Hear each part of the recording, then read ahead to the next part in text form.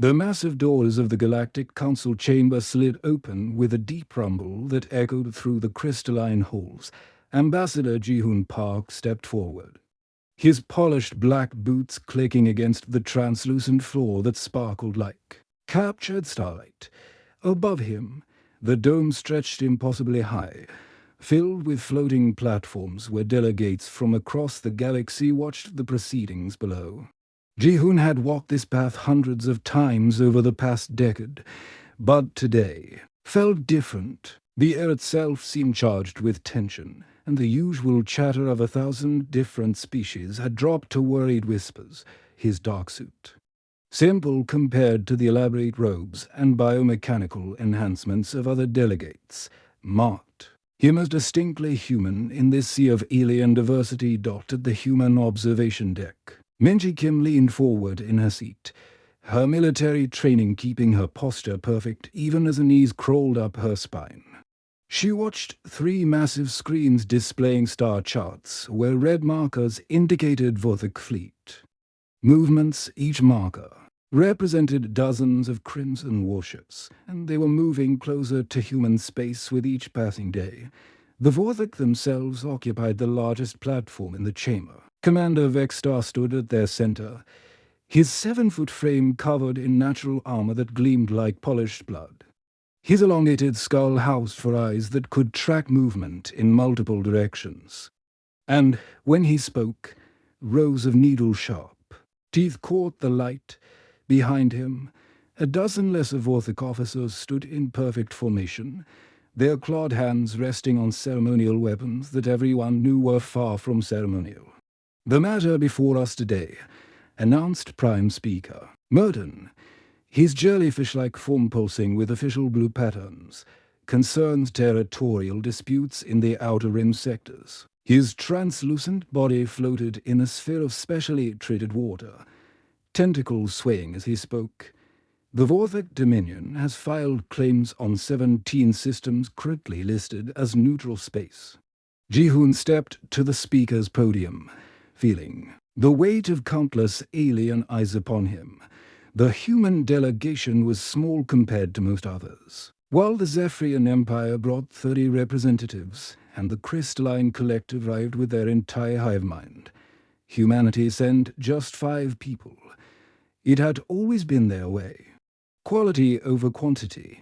Honored delegates, Ji-hoon began, his voice carrying clearly through the chamber's acoustic systems. These 17 systems are not empty space.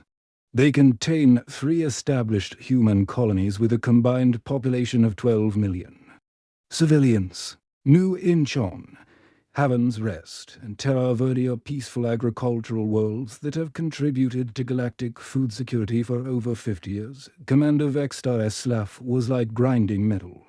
The humans speak of their precious dirt farms. He hissed, his translator converting the guttural Vorthok language into something resembling standard galactic. "Tell us, little ambassador, what defenses do these worlds possess?" The question hung in the air like a challenge. Ji-hoon felt every eye in the chamber turned toward him, waiting for his response. It was a loaded question, and everyone knew it. Human colonies were famously peaceful, protected only by small defense platforms and patrol ships designed more for rescue operations than warfare.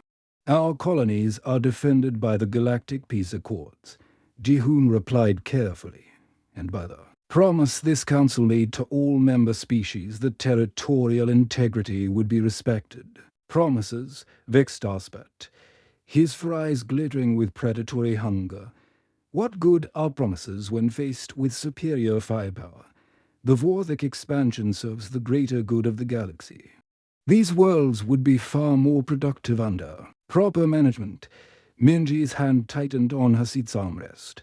She had served in the human colonial defense force before taking this liaison position, and she knew exactly what proper management meant in Vorthok terms. Slave labor, strip mining, and the complete destruction of anything resembling natural beauty. The chamber erupted in discussion as various species voiced their opinions.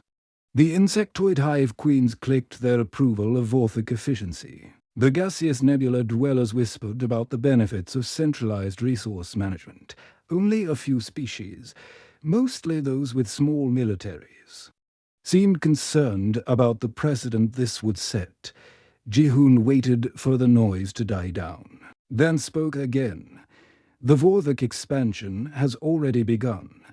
Their ships have been detected within 1 light-year of Nuinchon. 3 civilian transports have gone missing in the past month. We have reason to believe they were captured by Vorthok raiders. Lies, Vexstar snarled. But his tone suggested he was more annoyed at being caught than denying the truth. The Vorthok Dominion does not engage in piracy. If ships have gone missing, perhaps they were simply inadequately protected. The threat was clear to everyone in the chamber. Prime Speaker Merton S. chromatophores flickered through several colors before settling on the neutral yellow of official consideration. This matter requires careful deliberation. The Council will review all territorial claims and render judgment within the standard time frame. Jihoon's jaw tightened almost imperceptibly. The standard time frame was 6 months. In 6 months, the Vorthok could conquer half the Outer Rim. With respect, Honored Speaker, Jihoon said, his voice carrying a subtle edge that made several nearby delegates glance at him sharply. The situation requires immediate attention. Every day of delay puts civilian lives at risk. The humans have grown soft, muttered Senator Crix of the Mantis Consortium, his insectoid features clicking with disdain. 2 centuries of peace have made them forget that the galaxy is not a safe place for the weak. As the session officially ended and delegates began filing out, Minji made her way down to the main floor where Jihoon stood gathering his materials. Round them, the great chamber slowly emptied, leaving only the cleaning drones to prepare for the next day's proceedings. They're not listening, Minji said quietly in Korean. Switching to their native language for privacy, Jihoon nodded grimly, his diplomatic mask finally slipping to reveal the frustration beneath. They never do. The Council sees us as useful mediators when they need someone to negotiate trade disputes or cultural exchanges. But when it comes to real power, real threats, he shook his head. The colonies, Minji asked, I've sent word to begin evacuation preparations. But 12 million people can't simply disappear overnight. And even if they could, where would they go? Every system in human space is already at capacity. Minji's hand unconsciously moved to the small device at her wrist.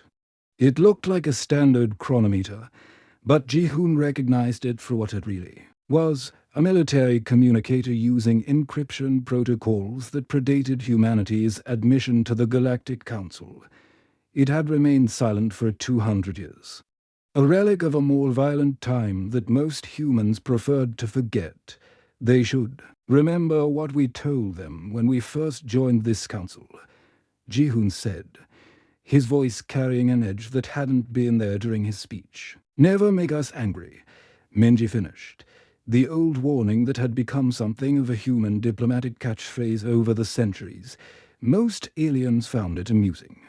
A quaint reminder of humanity's primitive past dot as they walked toward the exit. Neither of them noticed Commander Vexstar watching from the shadows of an alcove, his fur eyes tracking their movement with predatory interest. The Vorthok had studied human behavior extensively, and they had concluded that warnings from a species with no significant military were nothing more than empty bluster. They were about to discover how wrong they were. The first sign of trouble came at dawn on New Bizon. Hyun Woolley was checking the hydroponic wheat fields when the sky turned red. Not the gentle red of sunrise, but the angry crimson glow of warships descending through the atmosphere like falling stars. He dropped his scanner and ran toward the settlement, his boots splashing through irrigation channels as sirens began. Wailing across the valley, the Vorthok ships were massive, their hulls gleaming like dried blood in the morning light. They descended slowly, deliberately, savoring the terror they were about to unleash. energy weapons charged with a sound like thunder. And then the burning began. Hyunwoo reached his home just as the first wave of destruction swept. Across the agricultural district, plasma beams carved through the air, turning a century of careful farming into ash and smoke. The wheat fields that had fed 3-star systems for decades became a wasteland in minutes. Buildings that had stood for generations crumbled like sandcastles before the tide. Papa, his daughter Yuna's voice cut through the chaos as she ran from their house, her school bag still on her shoulders. Behind her, his wife Sweon emerged carrying their emergency supplies. Her face pale but determined. The evacuation center. Hyunwoo shouted over the roar of engines and explosions. "We have to reach the evacuation center." They ran through streets filled with panicking civilians. New Bizen had been a peaceful world, its people more familiar with crop rotations than combat tactics. The few security officers were hopelessly outmatched.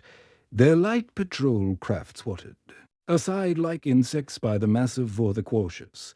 Captain Dong-Yuk Choi stood on the bridge of the merchant vessel Soul Trader watching the destruction unfold on his screens. His ship had been loading grain shipments when the attack began, and now refugees were streaming toward the spaceport in desperate hope of escape. The Soul Trader wasn't a military vessel, just a converted cargo hauler. But she was the only ship in orbit capable of carrying civilians to safety. "Sir, we're receiving priority transmission from Terror Command," reported his communications officer, her voice tight with stress. The message came through in old Korean military cipher, codes that Dong-Yuk hadn't seen since his mandatory service. Decades ago, as he decoded the transmission, his hands began to shake. After 200 years of peace, humanity was preparing for war. "All stations, this is Terror Command. Condition yellow." Repeat, condition yellow. "All civilian vessels are ordered to begin immediate evacuation of threatened colonies. Military reserves report to designated stations. This is not a drill." Dong-Yuk closed his eyes for a moment, remembering his grandfather's stories about the old days, where humans fought humans in the bloody conflicts that eventually led to planetary unification. Those days were supposed to be over forever. "Captain," his first officer asked quietly, "begin emergency evacuation procedures." Dong-Yuk ordered, "Load every civilian we can fit. Forget cargo weight limits. We're going to save as many people as we can." Down on the planet's surface, the Vorthok ground forces had landed. They moved through the settlement with methodical efficiency, their reptilian forms towering over human civilians, and like their reputation for mindless violence, they were surprisingly organized. They separated families, loaded the young and strong onto transport ships, and left the rest behind in burning buildings. Hyunwoo clutched his family close as they huddled in the evacuation center with hundreds of other terrified colonists. Through the reinforced windows, they could see Vorthok soldiers herding groups of humans toward their ships. The aliens were selecting people like livestock, choosing those who could work in their mining operations and discarding the rest. "Mama," Yuna whispered, her small hand gripping Suyong's fingers so tightly her knuckles were white. "Why did they hurt us? We never did anything bad to them." Suyong had no answer. She had taught kindergarten for 15 years, helping children learn to read and dream about the future. How could she explain that some beings in the galaxy saw other sentient species as nothing more than tools to be used and discarded? The evacuation center's walls shook as another explosion rocked the settlement. Through the smoke and flames, they could see the Soul Trader descending toward the spaceport, her cargo bays already opening to receive refugees. Captain Dong-Yuk was risking everything to save as many people as possible. Across the galaxy, similar scenes were playing out on Heaven's Rest and Terra Verde. 3 peaceful worlds burning while the Galactic Council continued their endless debates. about proper procedures and territorial considerations. On Earth, in the pristine chambers of the Galactic Council, Xiangmen Kang stood at the human podium wearing the traditional diplomatic robes of his office, but beneath the ceremonial fabric.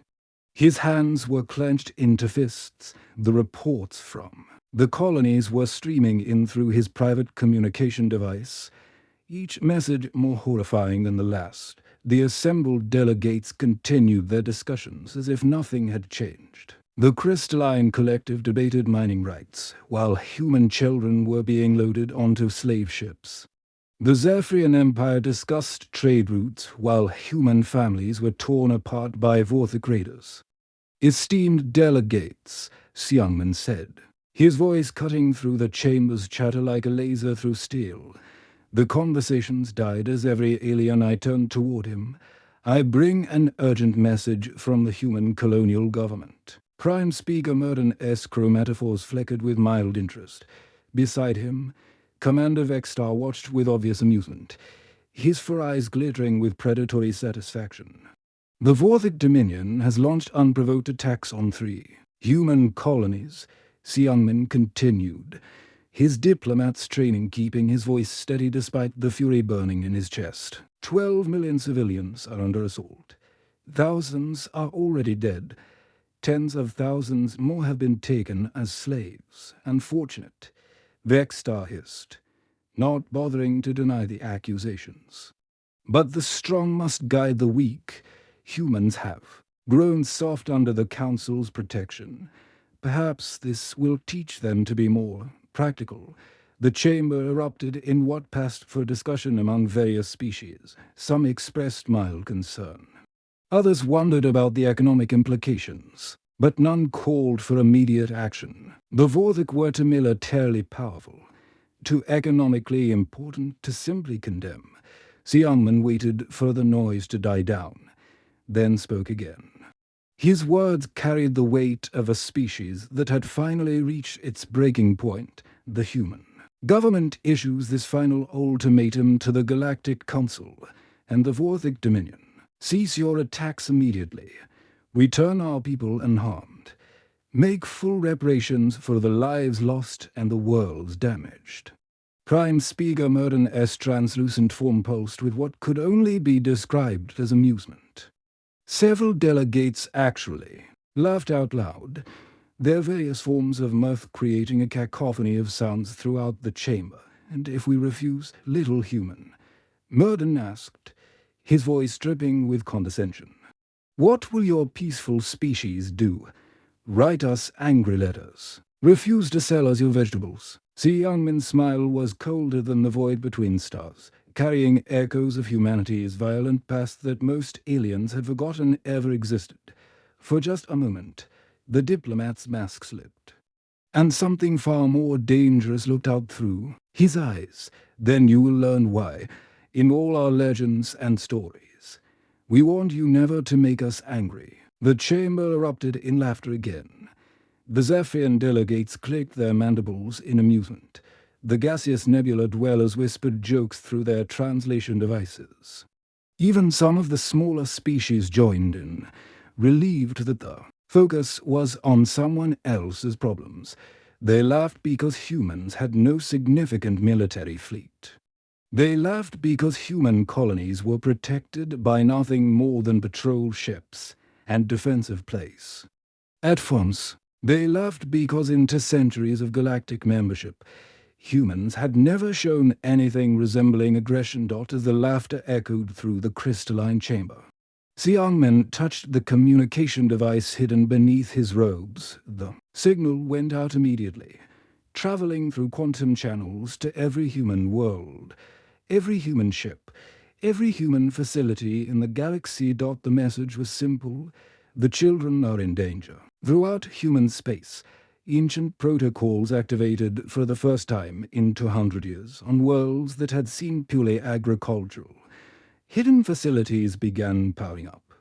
Ships that appeared to be simple cargo haulers started revealing their true nature, and deep in the memories of humanity's collective consciousness, something that had been sleeping for centuries began to wake up. They were about to discover that there was a very good reason humans had conquered their own violent world before venturing into space. And they were about to learn that humanity's greatest strength had never been their diplomacy or their art. It was their ability to become absolutely terrifying when someone threatened their families. Deep beneath the snow-covered peaks of New Seoul, Jay and Kim walked through corridors that hadn't seen footsteps into centuries. The Prometheus facility stretched for kilometers underground, its titanium walls lined with systems that most of the galaxy believed were myths. Emergency lighting flickered on as his biometric signature was recognized, casting long shadows that danced across surfaces that had waited patiently for this moment.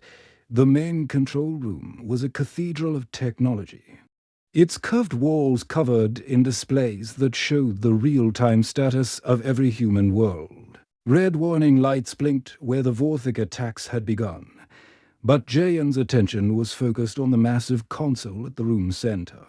The Prometheus control system had been humanity's greatest secret.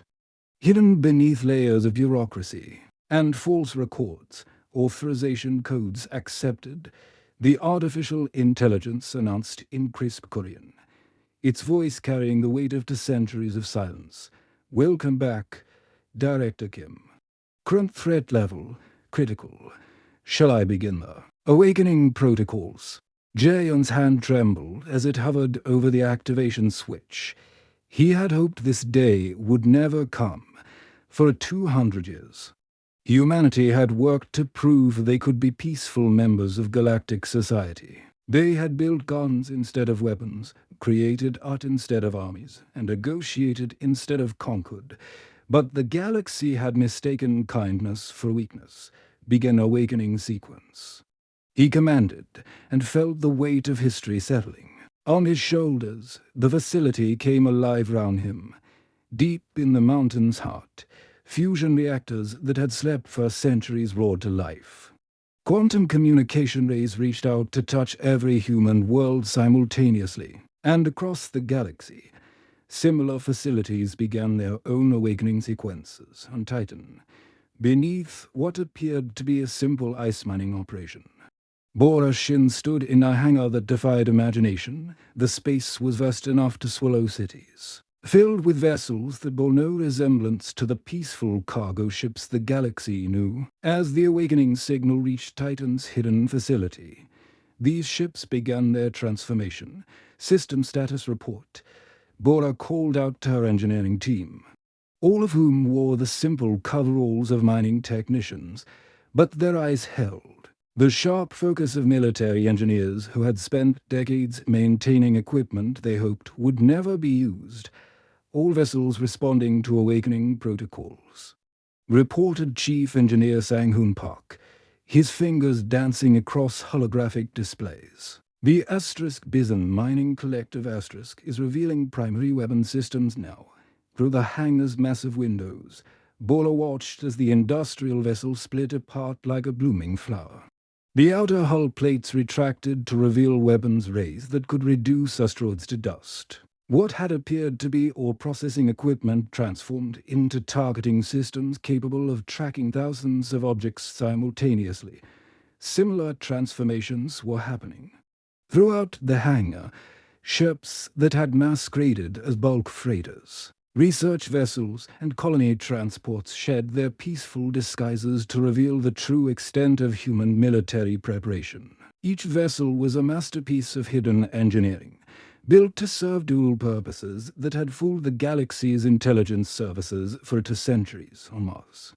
In a facility disguised as an agricultural research station, Minho Park supervised the launch of humanity's deepest secret. The sleeper ships had waited in underground silos for 200 years, their crews in stasis, their mission sealed until the day someone threatened human civilians. Launch sequence initiated.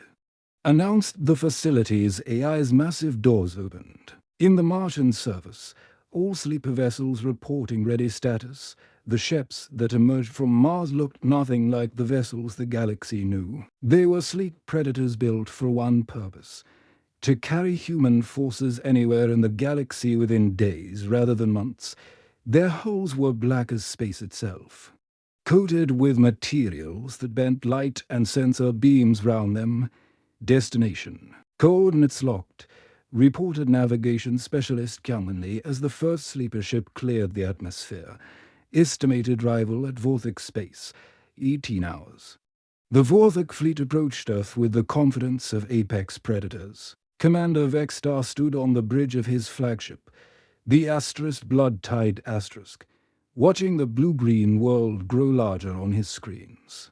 His reptilian features were twisted in what passed for a smile among his species. The humans had no significant military fleet, no defensive installations that could threaten a Vorthik armada. Begin orbital bombardment of their major cities, Vexstar commanded, his voice carrying the authority of a species that had conquered dozens of worlds, but leave their industrial centers intact.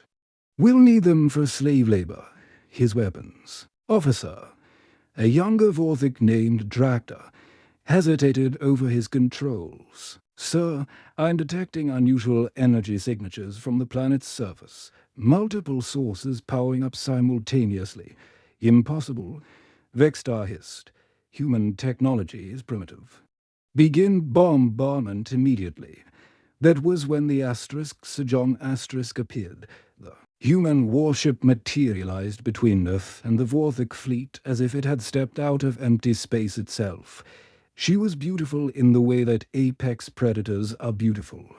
Her hull flowing with curves that spoke of speed and lethality. Energy signatures poured from her form like visible light. Readings that made every Vorthik sensor raise scream warnings. Admiral Young Ho-Yung stood on the Sejong's bridge, surrounded by officers who moved with the fluid precision of dancers. Each crew member wore the simple black uniform of the Human Defense Force, an organization that officially didn't exist round them. Holographic displays showed the positions of both fleets with mathematical accuracy. Sir. Vorthik fleet in firing range, reported Lieutenant Yunjili, her voice steady despite the magnitude of what was about to happen. All weapon systems online and ready. Open a channel to the Vorthik flagship. Young Ho ordered, his voice carrying the calm authority of someone who had prepared for this moment his entire career. Vexstar's scaled face appeared on the screen, his full eyes glowing with predatory hunger that slowly transformed into confusion as he took in the Sejong's weapon readings. Humans, you will surrender immediately or your world will burn like your pathetic colonies. No, Young Ho interrupted, his voice cutting through Vexstar's threats like a blade. You will listen. For 2 centuries, we have been patient. We have been kind. We have been peaceful. You mistook this for weakness. The Sejong's weapon systems came online with a sound like singing crystal. Energy readings spiked beyond anything in the Vorthik databases. Round the flagship, smaller human vessels began appearing as their stealth systems disengaged, revealing a fleet that had been watching and waiting. Impossible. Vexstar snarled. But his voice carried a note of uncertainty that hadn't been there moments before. You have no military fleet, our intelligence confirms. Your intelligence was wrong. Young Ho said simply. We spent 2 centuries building gardens and writing poetry because we chose to. We chose peace because we knew what we were capable of when we chose war. Throughout the Vorthik fleet, sensor operators were reporting impossible readings. The human ships were armed with weapons that defied their understanding of physics, gravity manipulators that could compress matter into singularities, quantum disruptors that could tear apart molecular bonds, energy weapons that drew power directly from space-time itself. You wanted to see what humans become when we're angry. Young Ho continued, his words carrying the weight of a species that had finally reached its limit.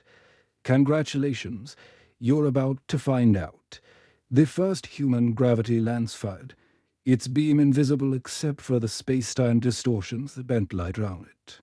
The lead Vorthik cruiser, a massive vessel that had terrorized a dozen worlds, simply ceased to exist as a ship. Its matter compressed into a sphere of super-dense material that fell toward Earth like a new moon, its gravitational field disrupting the formation of nearby vessels. The Vorthok fleet scattered in panic, their earlier confidence shattered by the casual demonstration of power that exceeded their worst nightmares. But the human ships followed with mechanical precision, their movements coordinated by quantum communications that operated faster than light itself on worlds across the galaxy. Intelligence services that had dismissed humanity as peaceful farmers suddenly found themselves scrambling to understand how they had been so completely fooled. The humans hadn't just hidden a few weapons. They had concealed an entire military-industrial complex that had been growing in secret for 2 centuries. The awakening had begun, and the galaxy would never be the same. The Vorthok homeworld of Drakethul had never known fear. For 3,000 years, their crimson fleets had terrorized the galaxy while their fortress world remained untouchable behind layers of orbital defense platforms and asteroid field barriers. The planet's surface was covered in massive cities, built from the bones of conquered species, monuments to Vorthok superiority that could be seen from space. Captain Taeyong Kim stood on the bridge of the asterisk inch on asterisk, watching those defenses crumble like paper before fire. His strike force of 12 human warships moved through the Vorthok outer perimeter with surgical precision, their quantum weaponry tearing holes in reality itself. What should have been an impossible assault lasting months was already half finished. After just 6 hours, Sir, Orbital Platform Delta 7 is requesting surrender, reported Weapons Officer Hyun Min Chu, his voice steady despite the magnitude of destruction they were witnessing. That's the 15th platform in the last star. Accept their surrender and place them under containment, Taeyong ordered, his eyes never leaving the tactical display. Target their command centers next. Precision strikes only. We're not here to commit genocide. The bridge crew moved with mechanical efficiency, each officer part of a machine designed for one purpose, ending wars as quickly and cleanly as possible, unlike the Vorthok, who had burned entire worlds for sport. The humans fought with calculated restraint that somehow made them even more terrifying. Through the viewports, the crew could see Vorthok defense ships attempting desperate counterattacks. Their plasma cannons and missile batteries had been the terror of the galaxy for millennia, but against human gravity weaponry, they might as well have been throwing rocks, one by one. The alien vessels found themselves compressed into dense spheres of metal and flesh, their matter squeezed by artificial gravity fields that could crush planets. Down on Drakethul's surface, Major Jasu Park led her Marines through the capital city of Vorthkar with movements that seemed more like a deadly dance than warfare. Her soldiers wore armor that bent light round them, making them nearly invisible as they flowed through streets designed to intimidate conquered species. Bravo Team, secure the government district. Jasu commanded through her helmet comm. Charlie, Team, the military headquarters. Remember, we want their leaders alive for a trial. The Vorthok had expected brutal house-to-house fighting. Instead, they faced an enemy that struck like lightning, capturing key positions while avoiding civilian areas entirely. Human soldiers appeared behind enemy lines as if they had materialized from shadows, their weapons stunning rather than killing whenever possible. In the towering spires that served as Vorthok command centers, alien officers watched their displays in growing panic. The human forces moved with perfect coordination, each unit supporting the others in a complex ballet of military precision. It was like watching master chess players dismantle amateurs. Every move calculated 3 steps ahead. They're not fighting. Like conquerors, whispered General Crathel to his aide, watching human Marines capture another strategic building without destroying it. They're fighting like surgeons across the galaxy, On the 3 occupied human worlds, Liberation forces struck simultaneously. Specialist Siogen rappelled from his stealth transport onto the primary slave compound on Nu. Bizon, his team, moving through the facility like ghosts. The Vorthic gods never knew what hit them as stun weapons dropped them unconscious in seconds. Medical teams. We need immediate evacuation for approximately 3,000 civilians, Siogen reported.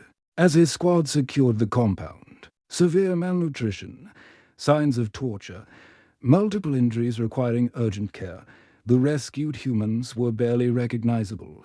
Hyun Woo-lee, the farmer who had fled during the initial attack, could barely stand after months of forced labor in the mines. His daughter Yuna had grown thin and silent, her bright eyes now hollow with experiences no child should endure. But they were alive, and they were going home. Siogen activated his helmet recorder as medical teams began treating the survivors. The footage would be transmitted to every news network in the galaxy within hours. Children who had been worked nearly to death, families separated and tortured, humans who had died in alien experiments. No propaganda, no dramatic narration, just simple documentation of what the Vorthic had done. The images spread across galactic networks like wildfire. Species that had ignored human warnings suddenly found themselves watching footage of systematic torture and murder. The crystalline collective, who had laughed at human diplomacy, now saw children barely alive after months of slave labor. The Zephyrian Empire, who had called humans weak, witnessed evidence of genocide that made their own worst atrocities seem mild by comparison. Public opinion shifted overnight. Species that had supported Vorthic expansion began demanding justice. Governments that had ignored human pleas for help suddenly found their own populations demanding action. The galaxy had finally seen what happened when they allowed monsters to operate unchecked. Back at the Galactic Council station, Fleet Admiral Naeon Choi stood in the main chamber wearing the crisp black uniform of the human Defense Force Round. The station, human warships maintained perfect formation, their weapons trained on any vessel that might attempt to flee. The council session that had begun as an emergency meeting was rapidly becoming a surrender ceremony. The Vorthic Dominion has been defeated, Naeon announced, her voice carrying easily through the chamber's acoustic systems. Their military assets have been seized. Their leadership will stand trial for crimes against sentient beings. Their colonies will be placed under human protection pending rehabilitation of their populations. Prime Speaker Murden S. chromatophores flickered through panic colors so rapidly they created a strobe effect. You cannot simply dissolve a member government. The Council has procedures. PROTOCOLS. The Council had procedures for preventing genocide too. Naeon interrupted, her words cutting through the aliens' protests like a laser. You choose to ignore them. You chose to enable the murder of 12 million civilians because it was politically convenient. Ambassador Hai Jansong stepped forward from the human delegation, her diplomatic robes replaced by a military uniform that marked humanity's transformation from peaceful negotiators to galactic enforce. As the Galactic Council has proven itself incapable of protecting innocent beings from aggression, from this day forward, humanity will handle galactic security. The chamber erupted in protests from dozens of species. The Mantis Consortium clicked their mandibles in outrage. The Nebula Dwellers whispered threats through their translation devices. Even smaller species that had benefited from human protection voiced concerns about this dramatic shift in power. "This is tyranny," shouted Senator Crix, his insectoid features twisted with indignation. "You cannot simply declare yourselves the rulers of the galaxy." "We're not declaring ourselves rulers," Haijan replied calmly. "We're declaring ourselves protectors. There's a difference. Any species that wishes to live in peace, trade freely. and respect the rights of others has nothing to fear from humanity, but those who prey on the innocent. She gestured toward the tactical displays showing the remains of the Vorthic fleet compressed into spheres of dense matter. The message was clear without being spoken.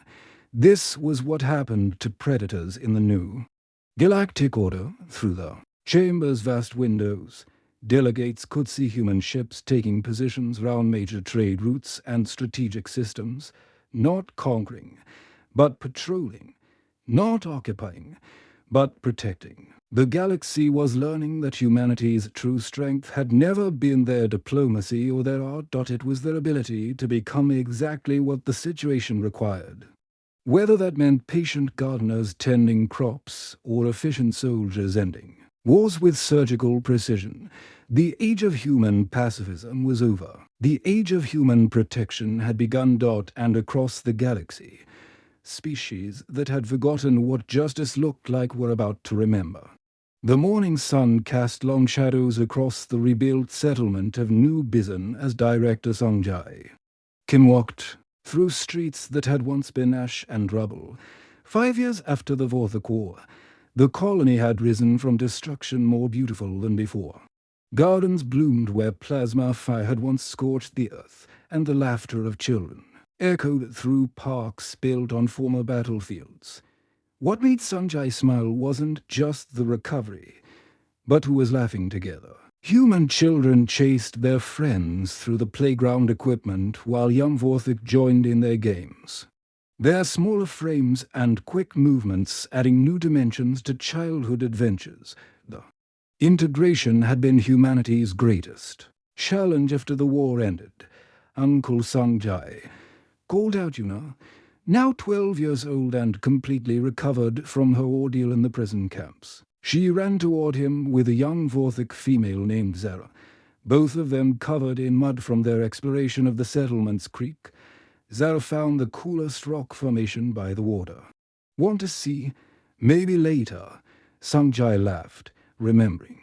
When this same child had been too traumatized to speak, I have some work to finish first. Secretary Diane Park approached carrying her daily briefing tablet, her expression professional but relaxed. The constant crisis management of the warriors had given way to routine peacekeeping that felt almost mundane by comparison.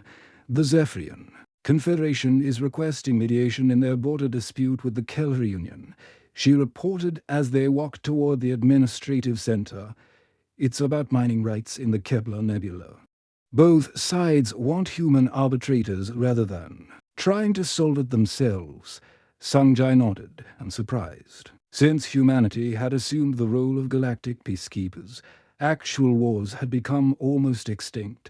Most species preferred negotiation to the alternative of facing human military intervention. The mere possibility of human anger was enough to bring even the most stubborn species to the bargaining table. Schedule the mediation for next week, he decided, and make sure both sides understand that we expect them to come prepared for a compromise. Not posturing. Across the galaxy on Earth, President G only sat in the reformed Galactic Assembly chambers, watching delegates from hundreds of worlds take their seats for the monthly coordination meeting. The old council chambers had been redesigned to reflect the new reality. Circular seating that put no species above another, with the human delegation positioned not at the center, but as equals among the others.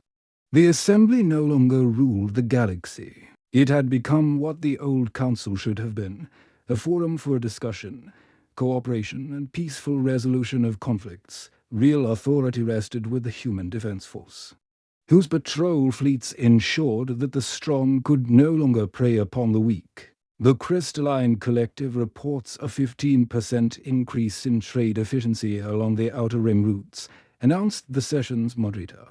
A diplomatic ear that translated seamlessly between dozens of languages. The credit improved. Security. From human patrol presence, President Lee noticed how the delegates' eyes flickered toward the human section whenever military matters were discussed. Respect, certainly. but also underlying tension that never quite disappeared. They remembered what humanity was capable of when pushed too far.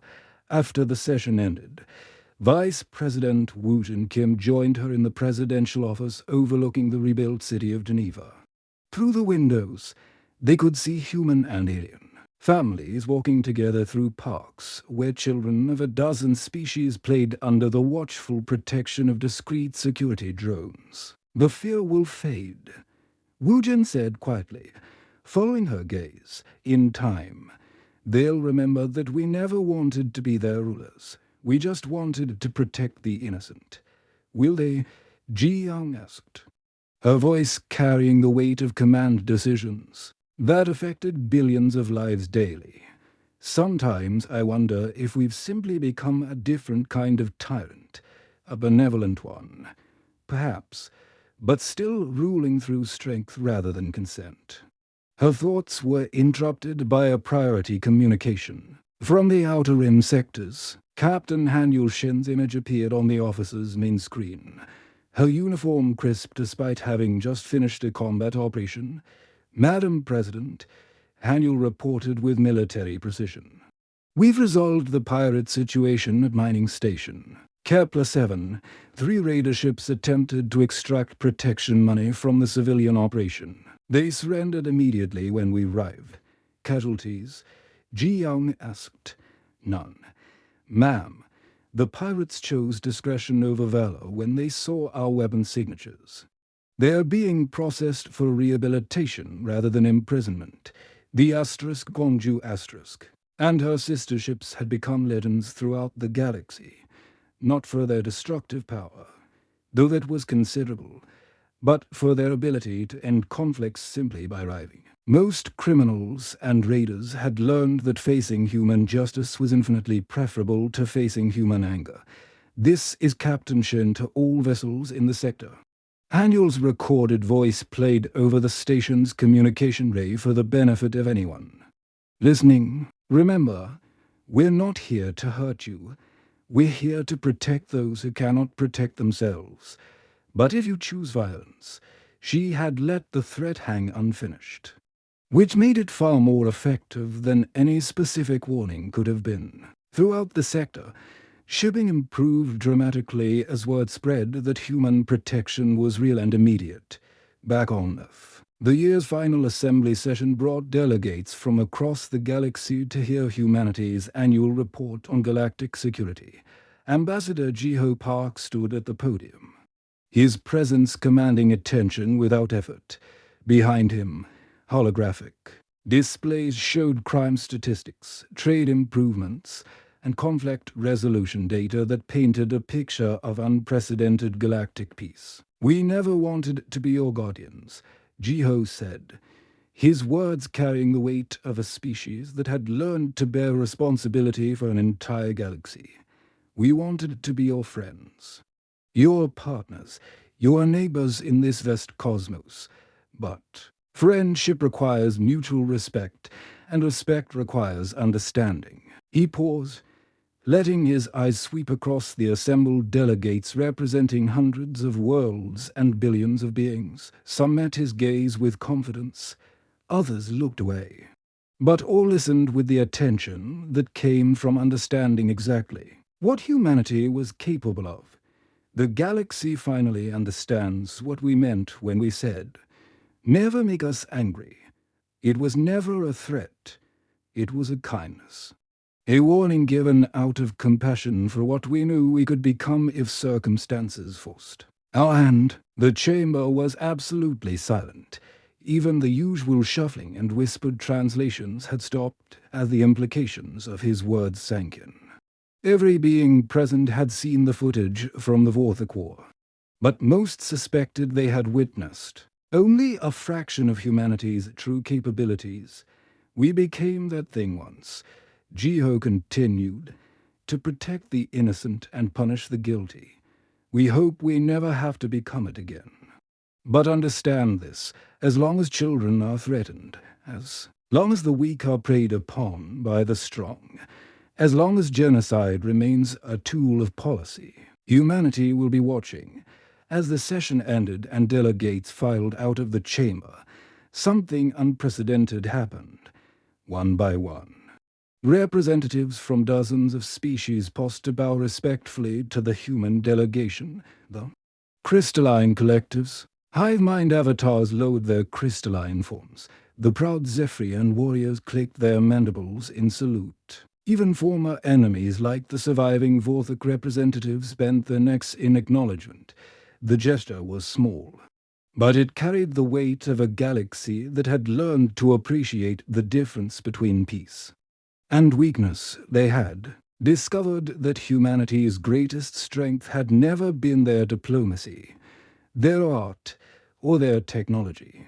It was their capacity to become exactly what the situation required, patient gardeners when the galaxy needed food, brilliant artists when it needed beauty, wise mediators when it needed justice, and utterly terrifying warriors when it needed protection. In the end, humanity had achieved what they had always wanted, a galaxy where conflicts were resolved through words rather than weapons, where the strong protected the weak instead of exploiting them, where children of any species could play together without fear.